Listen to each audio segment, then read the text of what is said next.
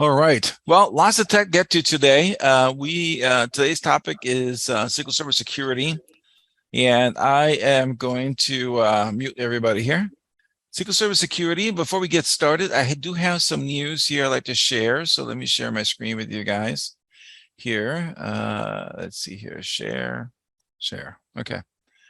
So we've got news regarding bug fixes. There's been some display bugs that have been fixed in the latest rounds of fixes. So I'm going to give you a copy of this link so that you guys can go in there. So let me bring up the chat here. Oh, Alphonse is from Crawford, New Jersey. All right. No, thank you, Alphonse, for joining us. All right. So let me send you this link to the first one.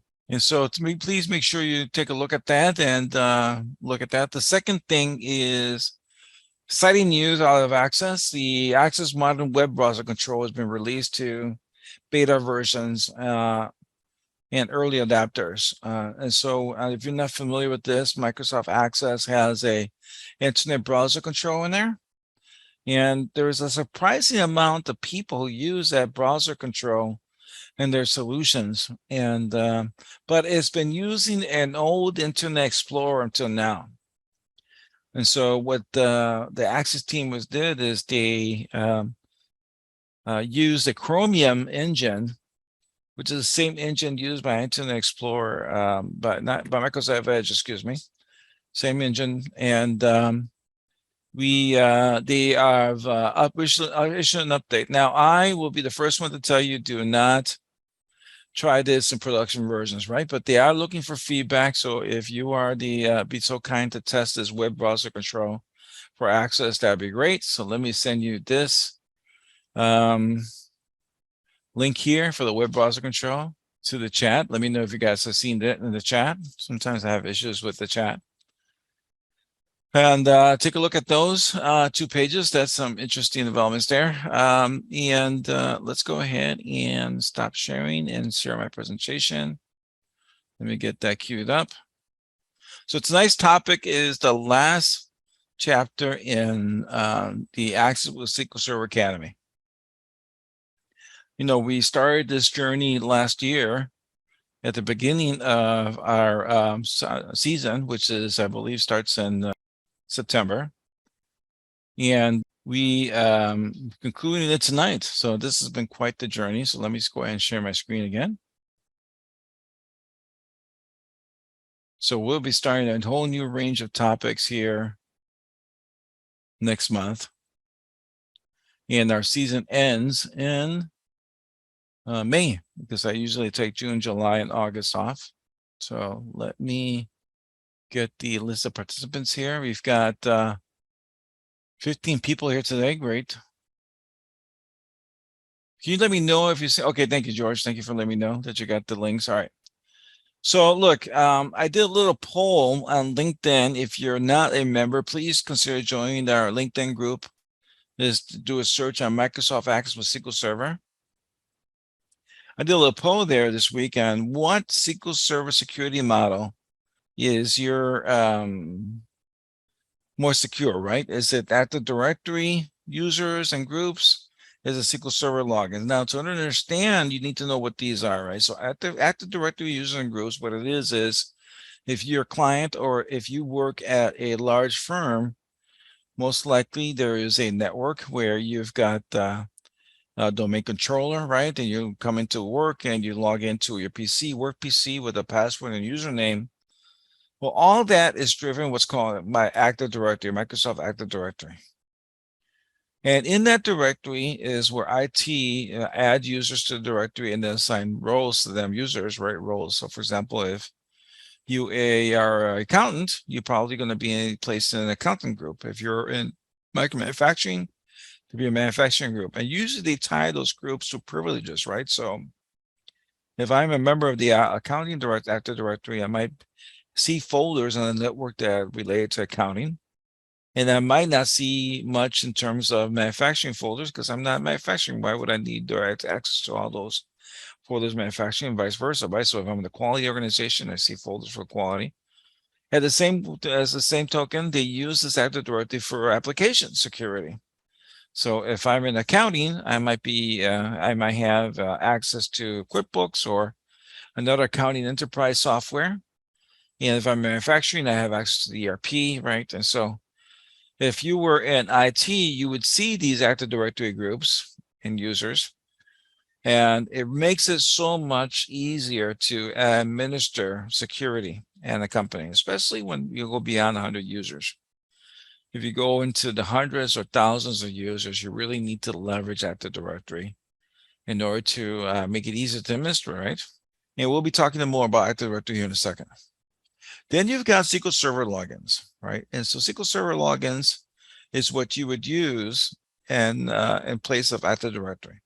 When would you use that? Well, SQL Server logins, you probably would use it when you've got a server on the internet and that server does not belong to your network, right? So for example, I host IT Impact, we host many of our clients' databases in the cloud, and we provide them SQL Server logins, right? Because we don't want to make them part of the Active Directory into IT Impact Active Directory. And so when they launch the Microsoft Access application, they see a login window and they got a username and password, and they're able to log in that way. We also have multi-factor authentication enabled because the client needs additional security. So whenever you don't have an Active Directory, you're obligated to use SQL Server logins, right? Because the last thing you want to do is open it up and not have any SQL Server login, because especially when the database is in the cloud, and then it would be accessible to anybody, right? So obviously you need to have SQL Server logins. But which one is more secure, right? Which one would be more secure? Let's take a quick poll. If you think the Active Directory is more secure, type in AD. If you think SQL Server is more secure logins, do type SSL. So in the comments there, type AD or SSL. Go ahead and vote now. All right. So some people are doing SSL, some are doing AD. All right. Thank you, George. Thank you, Joe. Monitor seeing SSL. Thanks, Mark. Very funny. For getting your password is most secure. Well, if you picked, that means still some votes coming in. All right. Let's wait for everybody to have a chance to vote. SSL. I see some SSL, SS, which is SSL, of course, Active Directory. I think Mark Edwards knows the answer to this because he's one of my employees. And thanks, Mark, for coming in after a full day's work. All right. Anybody else like to vote? What about Azure AD with Azure SQL? Good question, Donna. We'll talk about that too. Let's go. All right. So we talked about this already, right? Windows user accounts, Active Directory, Windows groups, admin, power user read-only. Windows groups are equated with SQL Server roles. And now you have the ability to get these roles validated into your Access application. Active Directory has its benefits, right? It allows network admins to easily manage employees, right? So going back to the prior slide, I usually set up these 3 user groups in my Active Directory for the program. Now, let's say, for example, the SQL Server database is the SQL Server application, that the SQL Server and Access application I'm doing is for manufacturing, right? So invariably you're going to have administrators, you're going to have power users, and you're going to have read-only users. Most likely you have those 3 levels. You may have additional levels based on the needs of the organization, but at least you're going to have these 3 groups. And so the admin can do what? The admin can create other admins. Admin can create users, right, in the application. Admin can define who's a power user and so forth.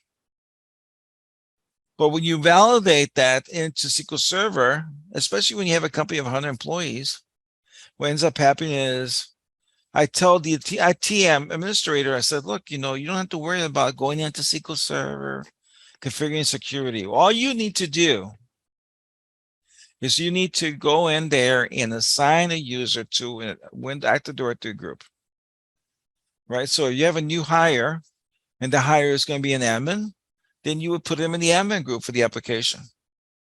Now, if you have 100 employees in a company, you're not going to call the group admin, right? You're probably, let's say, for example, the application is called ERP 2023. I would probably suggest they create a group called admin I'm sorry, ERP 2023 admin, ERP 2023 power user, ER3 2023 read only, right?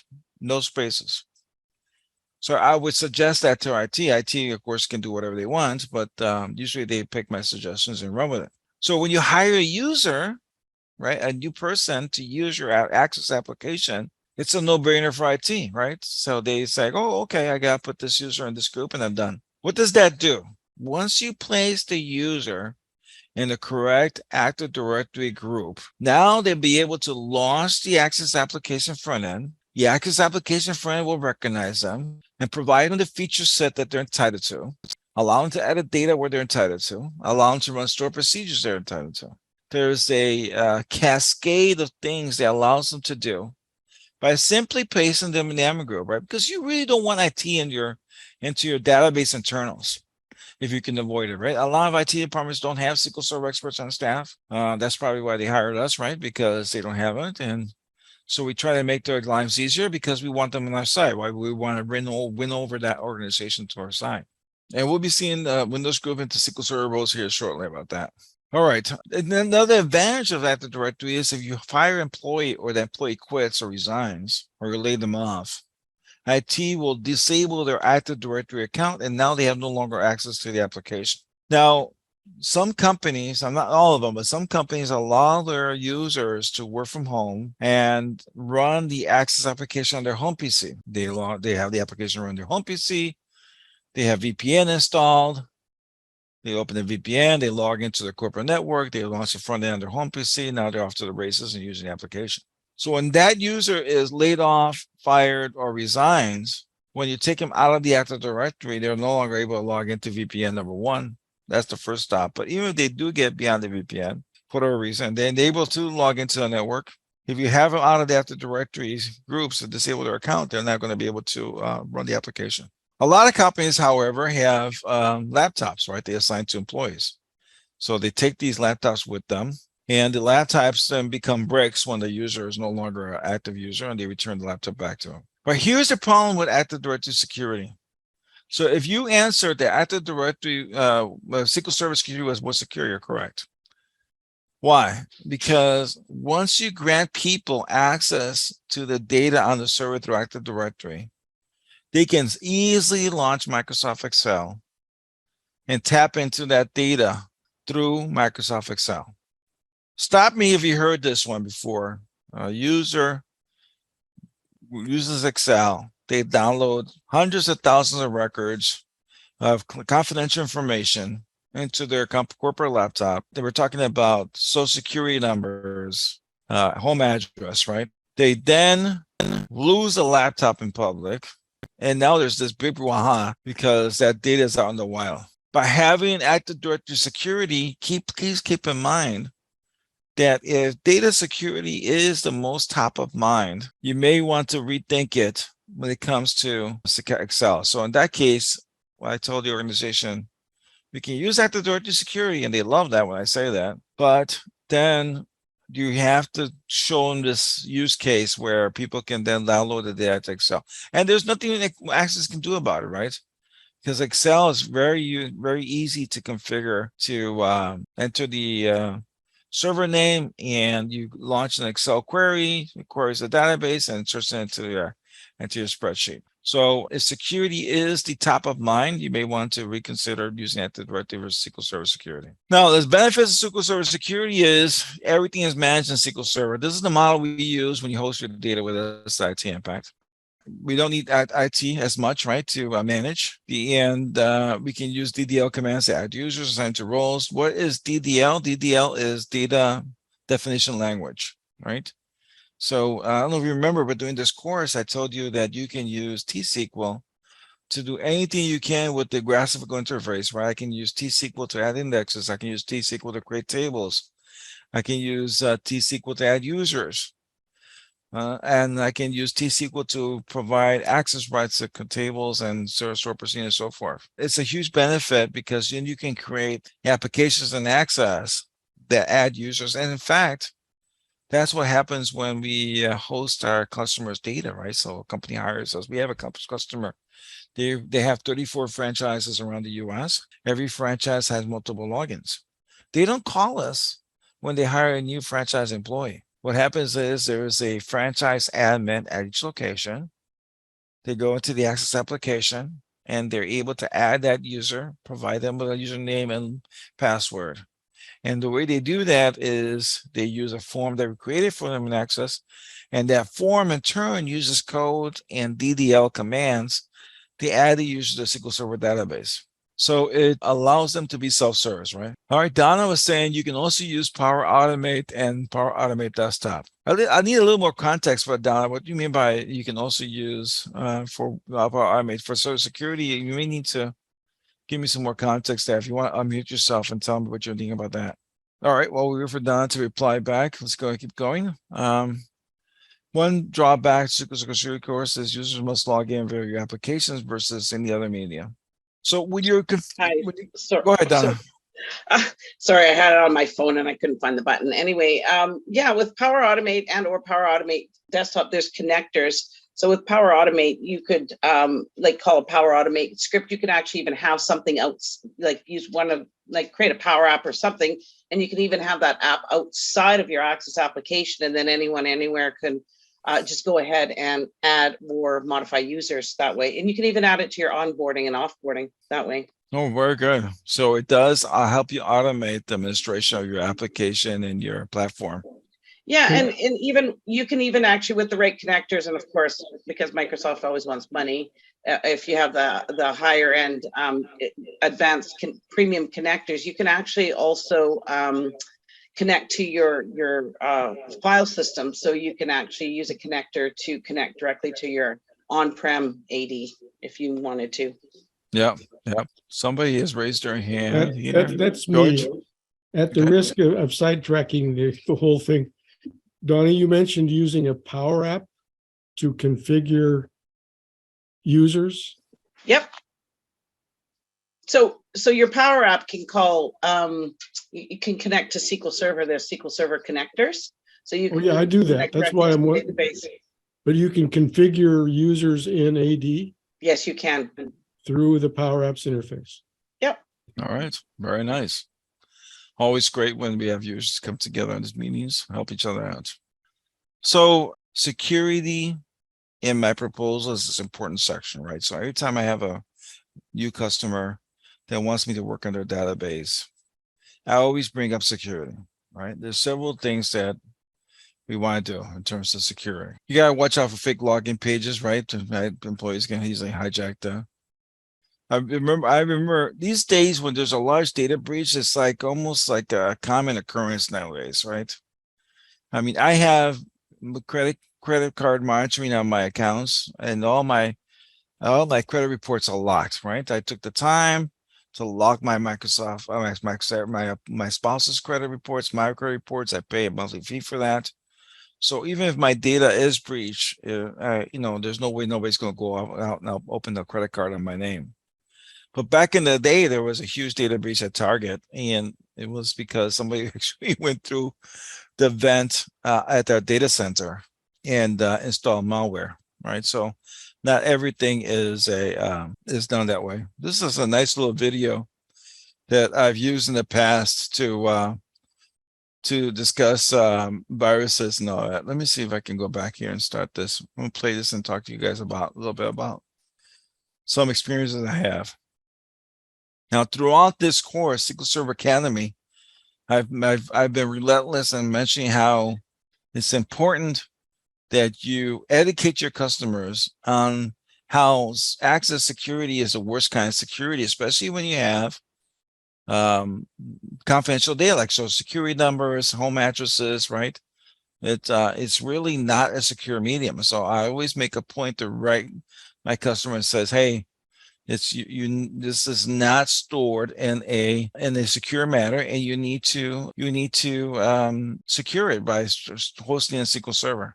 And so these days, I can't tell you how many times we have email addresses where people still fall for email addresses. The other day, my county manager, he calls me up and says, hey, I just got this email from one of our clients and has got a link to a Dropbox file. I don't click it. I tell her, don't click it because most likely it's a virus, right? And so sure enough, we find out from our client that he was hacked, and it's just a pain in the butt because you got to be on the lookout. You know, that attack vector comes from anywhere. One common attack vector, believe it or not, is USB drives, right? So I want to get into Acme Inc. And so I will buy cheap USB drives, carefully open the packaging, load my payload, right, my virus into each USB drive, seal the package up, and then just casually drop it on the sidewalk in front of Acme in the hopes that somebody, some doofus, will come along, see, oh, look, a free pen drive. Great. And it so happens I needed one. Oh, and it's sealed. I don't have to worry about viruses. And they'll take it into Acme. They'll plug in the USB drive, reformat it, and by then it's too late, right? They've been infected. Now I have access to the Acme network. So not everything is through emails, right? Or bypassing your firewall. You got a lot of social hacking you have to watch out for. And so when it comes to security threats and attack vectors, you're not responsible for security, right? You're an access developer. But it's always good to be able to educate your customers and scare them enough so they do hire a security expert. I was on a call today with a client of mine that we did their Access database, their SQL Server database, their website, and we created a website app for their clients, right? They service other clients. Well, one of their clients asked them to do a security study on the application that we wrote. And I'm proud to say they only found 5 moderate items, nothing critical, in their audit of our application. Simple stuff that you're like, oh my gosh, I can't believe we didn't do that. For example, you can do a directory listing. So you go to the application, you can easily get directly some other files, right? And so there they can analyze what files we're using. There was an application left on the web server that we used during development, right? Clearly not needed in the production environment. Simple stuff like that we're going to fix when we do that. And I told him, hey, you know, I want your sales guys to call me because I can see where we can use this with other applications that we develop for other clients. But my point here is, even though you're not the security expert, you need to have security front of mind.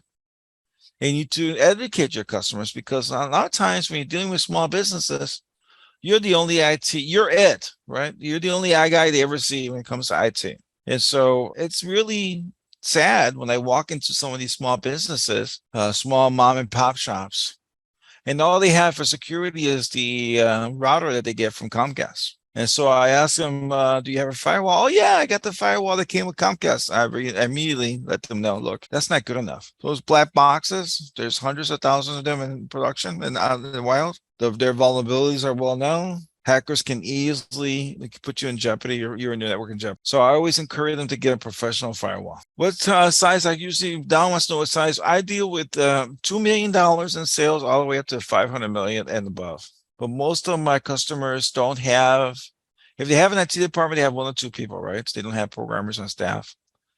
But I do have multinationals as clients simply because their IT departments don't have access expertise, and they hire me for that. They hire my firm for that. When you install SQL Server, it gets installed on the standard port, right? 4335. And so you can use a different port. I've since learned that this is not going to, because hackers can use a port scanner. So don't get too crazy with changing the port.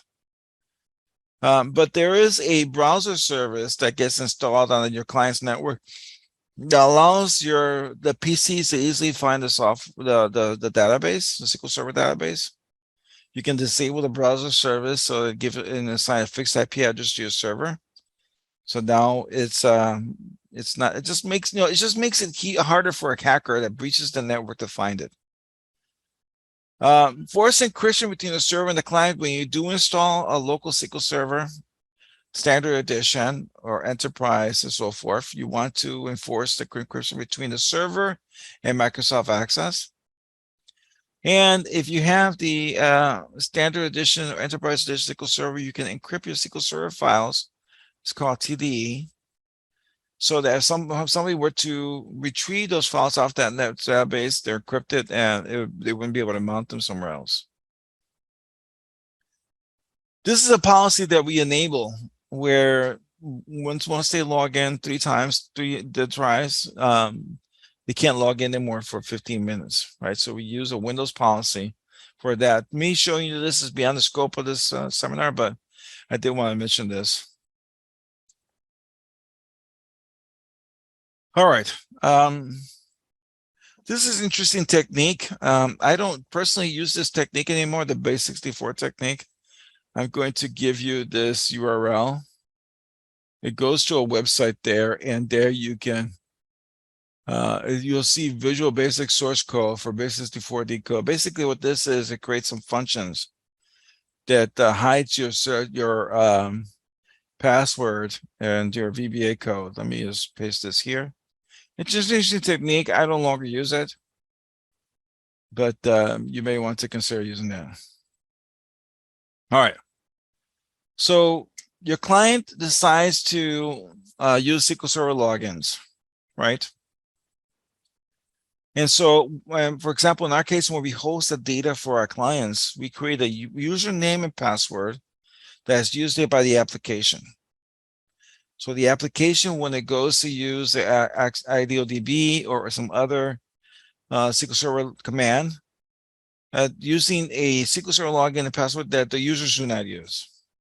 The users have their own, right? So we use in the code a separate login and password. We create a user table and validate user credentials using a store procedure. Why? Because we don't want to link that table to the Access front end. Now, sometimes customers hire me to do security audits on their SQL Server database.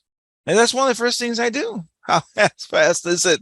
How fast can I get into the application? How fast can I bypass? And believe it or not, 99.9% of the times, I can hold down the shift key, bypass the security measures, get into a SQL Server table, and then myself as an admin. There's this movie by Robert Redford. Let me know if you've seen it, where it's called Sneaker.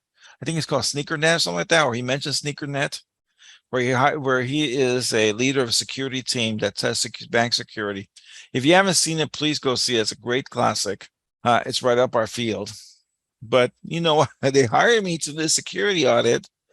And one of the very first thing is I breached their security and access. Now, I'm a world expert in access security, right? There's pretty much nothing you can do what's stopping me to bypass the security measures and get access to your tables and access, right? I know all the tricks in the book. And there are some of you in this call that do that, know too. But the fact is, come on, man, you can't make it that easy, right? You should at least make it hard for me to bypass your security and be able to get into the table. Now, we don't provide the credentials for that login to the client, right? The client doesn't know the login for the application uses. Donna asked the questions for you. With regards to fixed IP, do you have something in place to make it easy to open up the apps to users as they travel? Or is a manual IP address each time? So what ends up happening is if you have employees who travel, most likely they're going to log in via VPN, right? At the hotel or at home or on vacation. They have VPN access to it. Once they have VPN access, now they're on the network and they can see the SQL Server through the fixed IP address on the Access front end, right? So it's not a problem. Thanks, Don, for your questions. Let's see what's next here in my slide deck. All right, so that's pretty much it for the presentation. Now I'm going to do some show and tell. Do you guys have any questions so far on Access Security, Active Directory Security versus SQL Server Security? I've been launching this. Let me see if I can get it done. All right, there you go. Okay, so here we are at on my server here, my desktop server. And you notice a couple things. Number one, you'll see security right away here, right? So if I double click, I see security. I've got logins. These are the people who are logged in, who have login service, right? Access to my database. So this is at the server level. You could create SQL Server logins at the database level. right? That's certainly a possibility. And then you've got server roles here. And I'd like to mention a little bit what these mean. Everybody who has a account on SQL Server is part of the public group. There's nothing you can do about it. They're automatically part of the public group. There's some of these are pretty obvious, right? DB creator, you can create databases on the server. Disk administrator, you can assign the properties to the disk, right? On and on it is. Now, when I go into the properties of some of these users, let me go into the property of this one. And I go to server roles. There's a series of server roles there that you need to, no. And sysadmin gives away the keys to the kingdom. So as soon as I assign this user sysadmin rights to the server, that's it. Now they can create other super admins, everything, right? So please don't do that. When I come to user mapping, here I have a list of databases on the server. This user can only see one database in each database. When I click on that, notice that they're the owners of that database. That's also the keys of the kingdom, right? So once you provide somebody ownership, DB owner rights to that database, that's it. They can do anything they want. Usually, if I want to be lazy about security, I will provide people data reader and data writer. So data reader and data writer rights. What does that mean, right? What that means is they can now write to tables and they can read from tables. So believe it or not, if you only give them DB reader rights, they cannot write to tables, so they can't edit data. And if you give them only DB writer rights, they can write data, but they can't see the data. Why would you do that? Beyond me. But you still can do that in SQL Server, right? So you can give them DB writer rights and not DB reader, and they wouldn't be able to see anything on the server. So this kind of security model here is pretty flexible, right? I can create a user that has rights to multiple databases on the server, and I give them the roles that they need here. Usually the owner of the data of the company, right? The owner of the company, the IT manager, they're DB owners, right? But if you give them sysadmin, they have access to everything on that database. So once you give somebody sysadmin, they get every right on every database. So you don't have to worry about giving them a different rights right there at that. So I'm gonna cancel this and go back into that user. Let me cancel this, go back into that user. One thing that you want to look at is securables, right? So here, the securables is we have the server up here, and then you have explicit rights and effective rights. Then you have grant and with grant and deny. And so grant means that they have access to those permissions on the database. And you can specifically deny them permissions to that database, right? So this is a little different from access, where you have to have, but you pretty much grant them access and that's it. There's no denying. Monitor has a question. Do you have an SOP for SQL Server best practice guides, standard operating procedure for SQL Server best practice? I do not have one. There's a lot of information on this, as you can imagine. One database, one website I like to, and I subscribe to his newsletter because number one, they're funny. Number two, they're very informative, is Brent Ozar. If you go to BrentOzar.com, I highly encourage you to BrentOzar.com. I highly encourage you to sign up for his newsletters. You get 2 newsletters a week, and they're very informative. And he's a worldwide. His title is no longer available, but he was one of the few master belts on SQL Server before they disabled that title. Now it's only MVP. But he got the highest ranking in that as anybody has had. So I encourage you to follow him. But there's so much on here. So when it comes to SQL Server, again, it's not your responsibility unless you're it, right? You're the consultant who comes in to help a small mom and pop business. You have to have some modicum of what decisions you're making in terms of security that may impact them. Because I guarantee you, if that data gets leaked, the first thing they'll do, they'll start pointing fingers at you. You want to avoid that.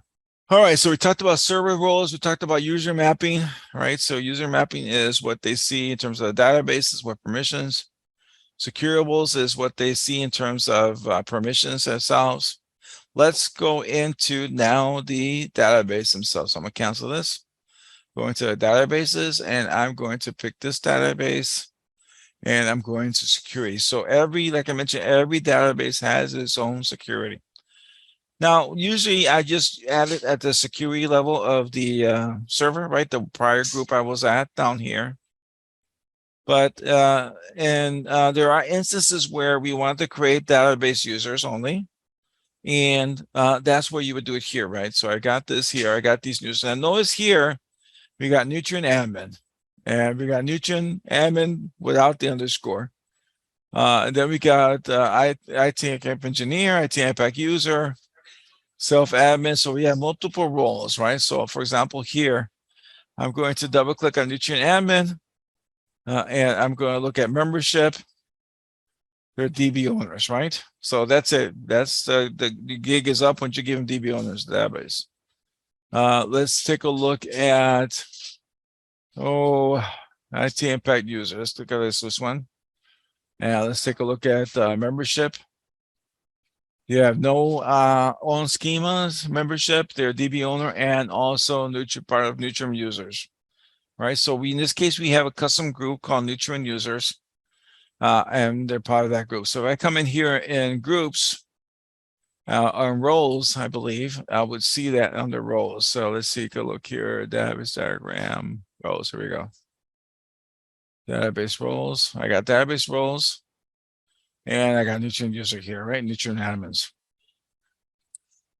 All right. So you want to be able to add users from the Active Directory. So when I want to do that, I'm going to go back to the server level security here, and I'm going to right click on logins, new login. The default is Windows authentication. If I want to create a SQL Server user, right, I click on SQL Server and I give them a name, right? So I'm going to say test, okay, to delete, right? A password. I'll give them a password. Gives them a repeat the password. And this is something you need to be aware of. Enforced password security. What does that mean? Well, you have some policies at the server level where, for example, they need to use special characters in their password. Passwords expired after 3 months. You have to create new ones, right? So when you check this off, yeah, you can uncheck it, by the way. I can uncheck it. But if you uncheck it, then, all bets are off and there's no policy. And small business, they don't care. I'll be the first one to tell you, a lot of them just don't care. You can uncheck this and they're like, okay, whatever, one, it's whatever you think is best. But when you're dealing with larger corporations, this will not pass their security audit. Enforced password expiration, right? So I can uncheck that if I want passwords not to expire. And then, thanks, Donna. Donna says the latest thing is not to, passwords are a pain in the butt. I can't wait till we get rid of passwords altogether. User must change password at next login. So it doesn't matter what password I give them here. Next time they log in, they need to pick their own password. This is going to be a problem. If you leave this checked, your code needs to handle that in Access, because otherwise they're going to call you and says, hey, it's telling me my password needs to be changed, but I don't know how to do that, right? Our code does handle that. And you need to figure that out. Maybe you'll find the code on the internet somewhere. I'm not going to dive into our code base, and it's proprietary, but our code does handle that. Otherwise, you can just assign them a password here and uncheck this user must change their password, and they're good, right? They can just give them the password and they can do that. With this option here, I don't want to know what their passwords are, especially when I host their database and on our servers. They can just pick the passwords they want, and then within the access code itself, which is pretty cool. So again, I'm at the server level, so I need to specify what user mapping, right? So I'm gonna say, okay, I'm gonna come in here, right? I want them to have let's see, Northwind SQL, and they're already members. Remember, I told you they're automatically members of public, and then we'll give them DB reader and DB writer. And I click on OK, and now I've created that login up here. When I go to the database up here and I go to security, I will see this new user I just created. So once you create it at the server level, you see here it is, test OK to delete. And I can manage it from here as well. So I can double click and manage it from here. So whenever you create at the server level, you'll see it here. If you create it at the database level only, you wouldn't see it at the server level. So, okay. So if I create a new login, that was the SQL Server login. If I, however, want to create a Windows authenticated login, right? I come to search and I pick locations.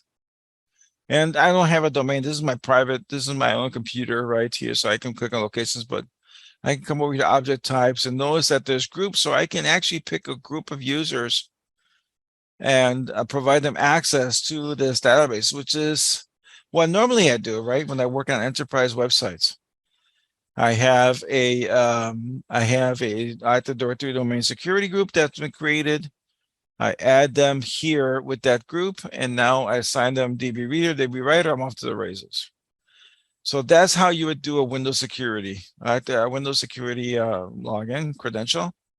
You do that, and notice that there's no password, right? Because it's all managed by the Active Directory. I don't have to worry about enforcing password security, permissions, or anything like that. Is it better to create users at server or DB level? It's better to do it at the DB level in order to improve your security, right?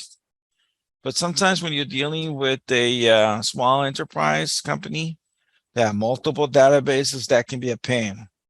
So usually my rule of thumb is when I'm working with corporations or small firms, I create it at the server level. When I'm hosting their data, I create the database level, right? So they're able to compartmentalize them. Donna's got great questions here today. Thank you, Donna. That makes it interesting for me. Now, you've done all this, right? You configured security for your Access application. Everything is hunky-dory the way it is, right?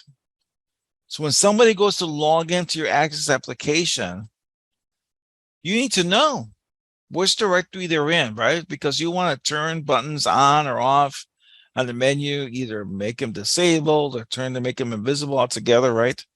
You need to know, how do you know that? Well, the most common methods until now has been, and they continue to be, excuse me, is to use an API to read what directory groups a user belongs to, right? So if John Doe logs in, I query the Active Directory with an API, says, hey, is John Doe belong to this group, that group? Yes. Okay, here you go, John. You can go into the application and I'll disable buttons as needed. Or if you're an admin, then they're all available. If he's not, then I give him a message in my access code that says, hey, you don't have authorization. Please reach out to IT in order to get authorization to use this application. However, there's new technology coming on that's going to make it easier for you. And I hesitate a little bit to mention this because it's still not available. And George Hepworth, you may need to help me out with this, but I believe there's a new technology. It's graph database, Microsoft Graph. I'm not familiar with it, no. Okay, Microsoft Graph. All right. What is Microsoft Graph? I've seen demos of this, and they pulled it from Access. They used to have this available, but it was so powerful, the Access team took it out, right? This is how neat this was. But basically what Microsoft Graph is, it's a methodology that allows you to query the Active Directory, right? And the results come back as a table. So imagine, if you will, instead of using APIs and Access, I just use Microsoft Graph, and I ask Microsoft Graph to give me a list of authorized users in this Scrabble. It comes back with a record set. I said, well, these users, I belong to this, or I can query the Active Directory group. It says, does Joe Schmo belong to this group? And if it comes back with one record, it does. If it doesn't come back with 0 records, it doesn't. So take a look, be on the lookout for this, right? Because the technology is here, Microsoft Graph. And I will pass this URL to you so you guys can research on your own. But this promises to be so much easier for us. And I'll give you some examples, some additional examples. Oh, Donna uses Graph all the time, particularly my PowerApps. Very good, Donna, very good. So you're familiar with this. Here's some great examples of Microsoft Graph. If you ever try to read Microsoft Outlook emails into your Access applications, you're probably familiar with a pain in the ass is to iterate through all the email folders to find emails related to your application so you can import that data into an Access database. It's so problematic, in fact, that usually the way I do it with my clients is I set up a special folder under Outlook and I have rules. So when an order comes in, it goes into that folder. And then I process the order, I read the email, and then I move that to another order called process. So every one of my users who read email into Access have those two folders, right? The incoming folder that they put the email into via rules, and then the process folder. So if they want to process that email again, they just move it from the process folder into the incoming folder. But if I pity you, if you don't have that methodology, because going through thousands of emails in Outlook is a pain in the butt because of the interaction, right? But with Microsoft Graph, it's just a table. You query Graph and it goes and interfaces with Exchange, and then you can read all those emails in a table format. So I'm rooting for Microsoft to be able to, the Access team to be able to incorporate Graph soon into the Access database. Now, I've seen the roadmap.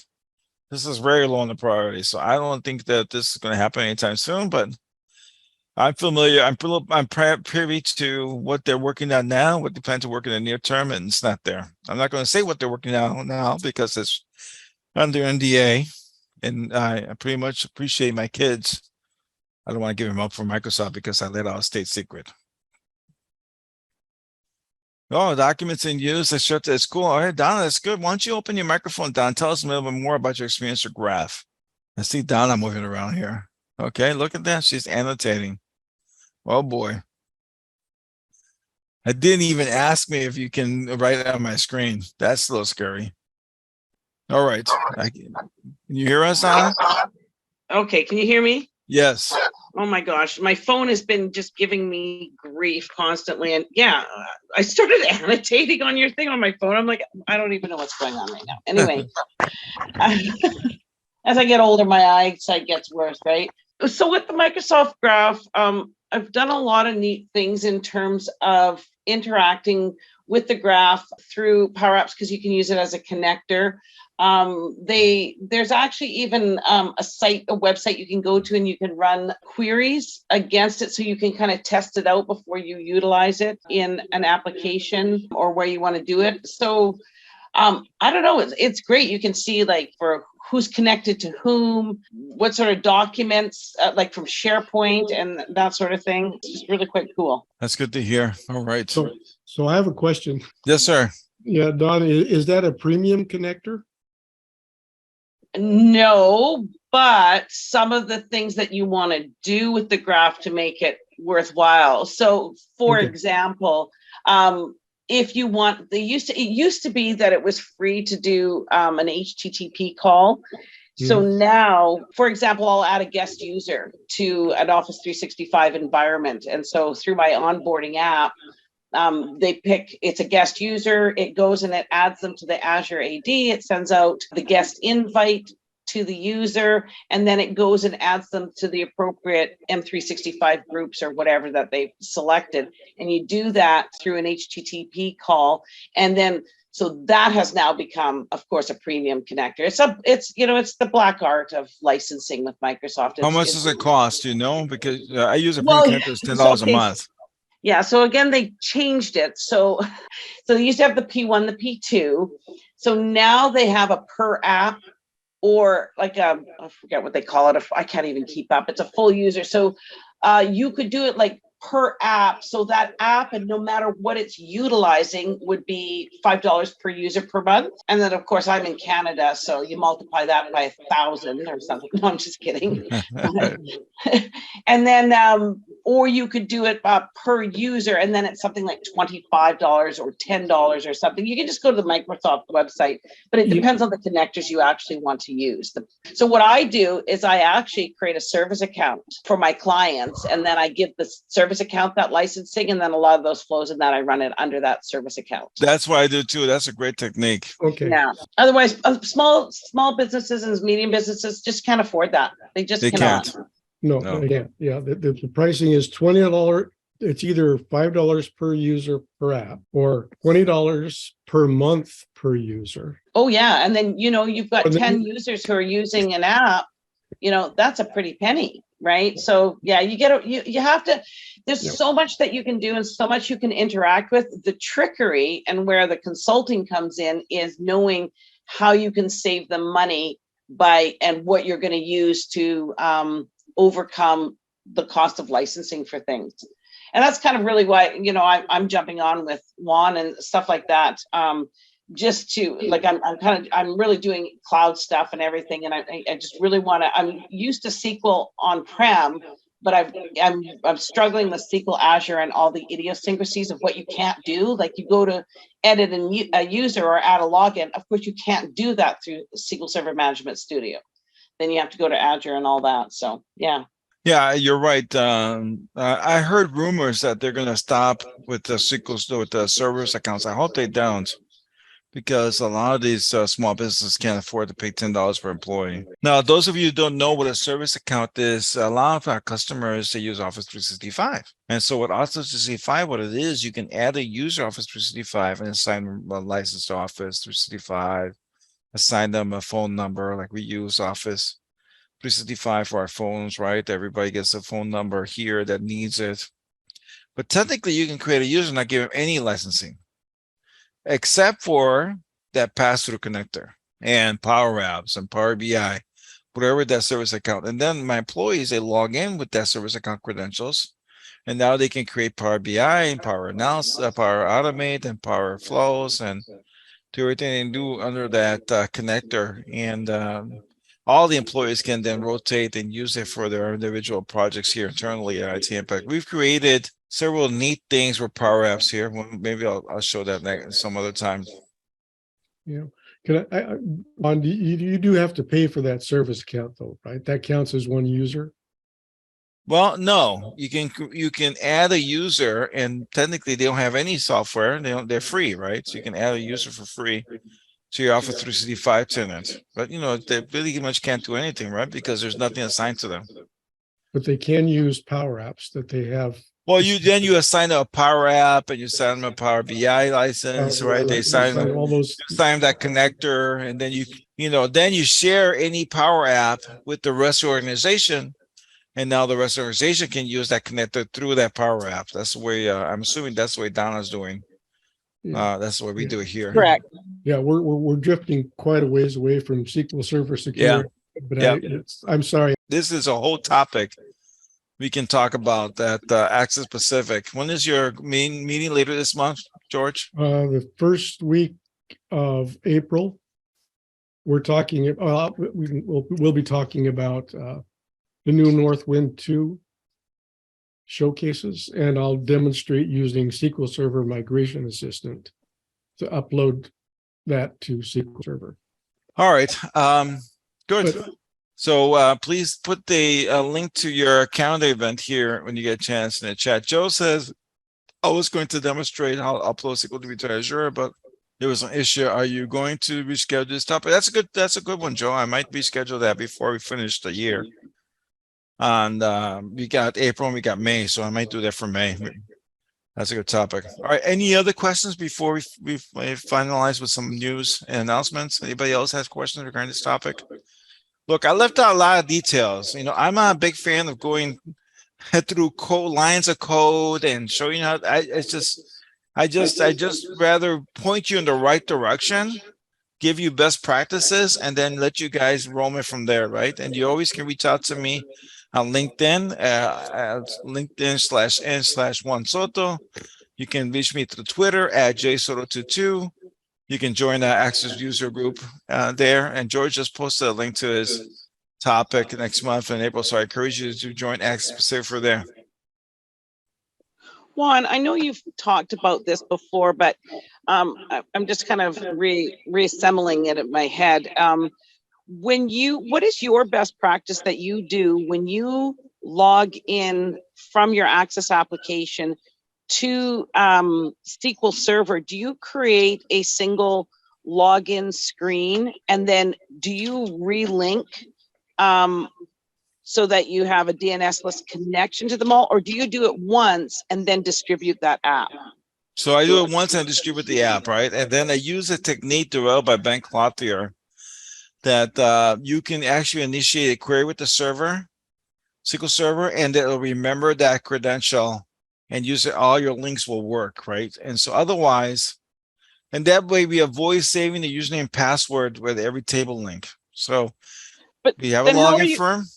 Go ahead. I was just going to say, how are you using then? How are you, like, if you want to give different permissions to different areas based on their login, how do you account for that then? If it's all the one same login? No, it's not all the same login, right? We have a table on the server that does not get linked to the Access front end. And that table, there's another table for user groups, right? And so we assign them to different groups and SQL Server tables, and then we read that through code to assign them the permissions they have, to assign the permissions and access.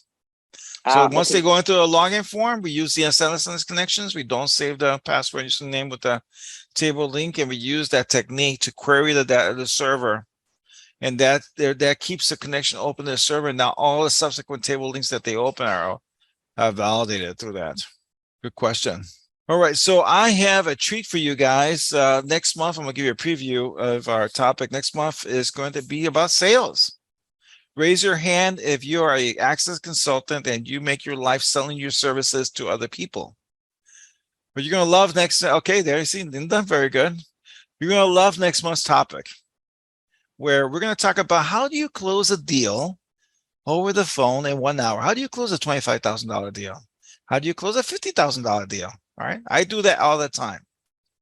I close deals over the phone without meeting people, without how do you get customers, by the way? I'm a new Access consultant. How do I get work? How do I get people? How do I hang up my shingle on the web and get more work? I need more work. I need people. I need more work to come to me. How do you do that? We're going to talk about that. Once they get to your website, we're going to talk about how to close them. Once we close them, we're going to talk about how to create a proposal. Once they create a proposal, we're going to talk about project management, right? So we're going to walk you through the whole sales cycle so that you are better at closing deals and be able to expand your practice. Who doesn't want that, right? Now, a lot of you started where I did, right? One-man shows, one-woman shows. And so if that was you, that's where you're at right now. How do you expand your practice so that you can hire more developers and be able to make more money? We're going to be talking about that too. So how to close deals over the phone, how to find customers, how to manage, set up proposals, right? Contracts, all of that. So please be sure to join us next month, where we are going to talk about closing, marketing, sales, closing, hiring, firing, all those great topics. Promises to be a great topic. It's one of my favorite topics to do. I do sales once a year. So if you have any Access consultants that are friend of yours, please have them join us next month, the second Tuesday in April, which same time zones, 6:30 p.m. Central Standard Time. And this has been it. This has been your host, Juan Soto, Microsoft Access MVP, president of IT Impact, also the founder of AccessUserGroups.org. If you like tonight's presentation, please tweet about it at jsoto22. Please comment on our LinkedIn profile at LinkedIn/in/Juan Soto, or on LinkedIn, SQL Server with Access Group. Let people know who missed it, what great session it was, or whatever feedback you'd like to provide. So long, everyone. See you next month.